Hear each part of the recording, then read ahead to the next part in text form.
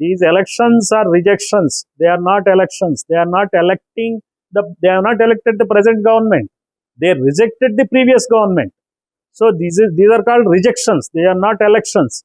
కాకపోతే గెలిచి ఉన్న వాళ్ళు మేము ఈ పని చేసాం ఆ పని చేసాం అని చెప్తున్నారు.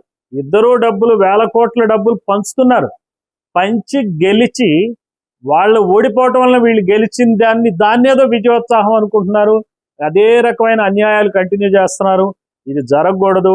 ఈ రోజున ఆంధ్రప్రదేశ్ వరకు వస్తే పవన్ కళ్యాణ్ ఖచ్చితంగా ఒక ఎక్స్పెక్టేషన్తో ప్రజలు ఉన్నారు. యాక్చువల్గా చెప్పాలంటే ఇతనే ఫ్రెష్ నాయకుడు కాబట్టి ఈయనేమన్నా ఈ బడుగు బలహీన వర్గాల్లో ఉన్నటువంటి ఏదైతే వ్యక్తపరచలేని బాధలు ఉన్నాయో వాటినన్నిటినీ కూడా ఆయన ఏమన్నా చూస్తాడా అని చూస్తున్నారు. మేము కూడా బహుజన్ సమాజ్ పార్టీ ఈ దృష్టితోనే పనిచేస్తుంది.